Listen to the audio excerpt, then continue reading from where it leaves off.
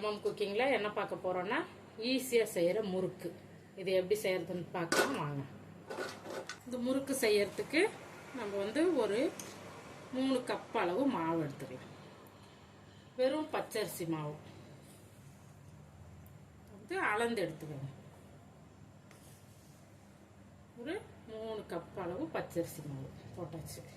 மிக்சியில் போட்டு ஒரு கப் அளவு அடிச்சுட்டு நம்ம இந்த மாவு கூட சேர்த்துக்கலாம். இது பொட்டுக்கல்லை வந்து வறுக்காம அப்படியே போட்டு செய்யணும். அளவுக்கு தான் காட்டுறேன் உங்களுக்கு. 3 கப் அளவு அரிசி மாவு போட்டால் 1 கப் அளவுக்கு பொட்டுக்கடலை மாவு சேர்த்துக்கணும். அது வீட்டில் அரைக்கிறோம்ல, அதனால கொஞ்சம் குருணை மாதிரி இருக்கும். அதை வந்து நம்ம இதில் வந்து ஜலிச்சு எடுத்துக்கணும். அப்போ தான் முறுக்கு வந்து நம்மளுக்கு ஓரளவு பிரியாமல் கிடைக்கும்.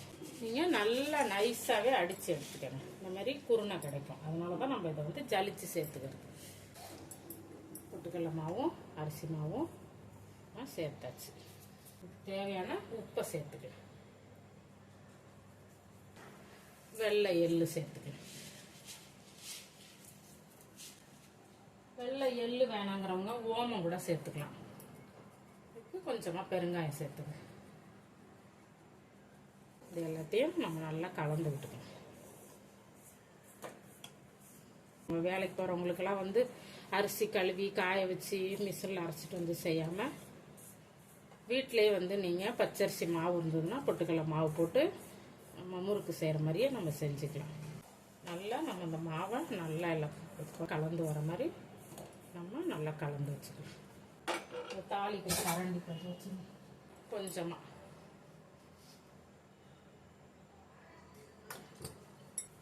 எண்ணெய் சூடாக்கி நம்ம அதில் சேர்த்துக்கலாம்.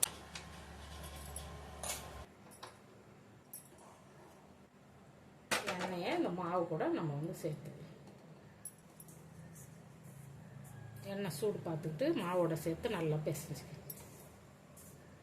நெய் கூட சேர்த்துக்கலாம். சில பேர் டால்டா சேர்த்துக்குவாங்க, டால்டாவும் சேர்த்துக்கலாம். ஏற்கனவே நம்ம சேனலில் வந்து அந்த உளுந்து வறுத்து போட்டு செய்கிற முறுக்கு போட்டிருக்கோம். சேனலில் போய் செக் பண்ணி பாருங்கள். இப்போ நம்ம இதை கொஞ்சம் கொஞ்சமாக தண்ணி ஊற்றி நம்ம பிசைஞ்சுக்கணும். சுடு தண்ணி கிடையாது, பச்சை தண்ணி தான். கொஞ்சம் கொஞ்சமாக சேர்த்துக்கணும்.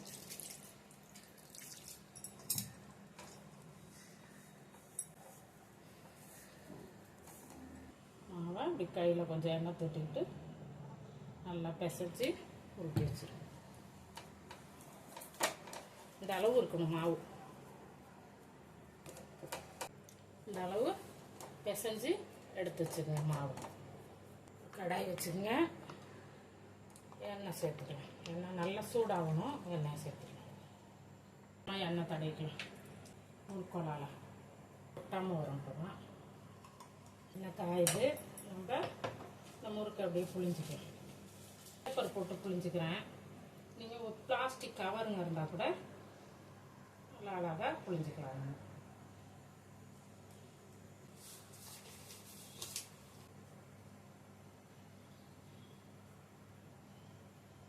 உங்களுக்கு எப்படி சைஸ் வேணுமோ, பெருசு வேணுமோ சின்னது வேணுமோ அது மாதிரி நீங்கள் பார்த்து செய்யணும். சின்ன கடாயை வச்சுருக்கிறதுனால கொஞ்சம் சின்ன சின்னதாக புளியுறேன். பெரிய கடாய் வச்சுருந்தீங்கன்னா ஒரு 4 முறுக்கு போட்டு எடுக்கிற மாதிரி பெருசாகவே கொஞ்சம் பிடிக்கும்.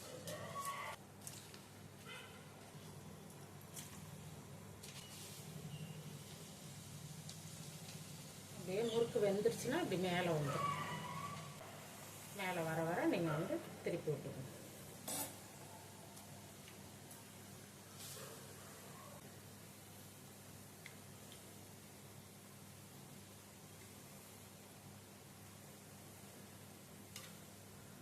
மாவு போட்டிருக்கோமே எப்படி இருக்கும்னு நினைக்காதீங்க. சூப்பராக இருக்கும். டேஸ்ட்டாகவும் இருக்கும். ரொம்ப ஈஸியாகவும் நம்ம வந்து இந்த முறுக்கு செஞ்சிடலாம். இந்த பபுள்ஸ் எல்லாம் வராமல் இருக்கிறப்போ நம்ம முறுக்கு எடுத்துடலாம். நல்லா அப்படி திருப்பி போடுங்க. ரொம்ப கலரும் மாறாது. இது கொஞ்சம் வெள்ளையாக தான் இருக்கும்.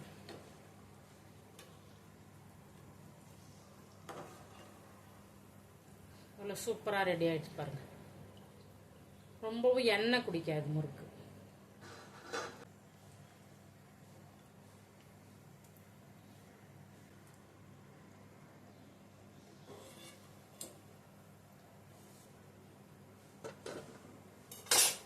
சூப்பராக நம்ம முறுக்கு எப்படி ரெடி ஆகிடுச்சு பாருங்கள். நல்ல டேஸ்ட்டும் நல்லாயிருக்கும். நல்லா மொறு மொறுன்னு இருக்கும். நம்மளோட முறுக்கு சூப்பராக ரெடி ஆயிடுச்சு. நீங்களும் உங்கள் வீட்டில் செஞ்சு சாப்பிட்டு பார்த்துட்டு எப்படி இருக்குங்கிறத கமெண்ட்டில் சொல்லுங்கள். லைக் பண்ணுங்கள், ஷேர் பண்ணுங்கள், சேனலை சப்ஸ்கிரைப் பண்ணி சப்போர்ட் பண்ணுங்கள். நன்றி.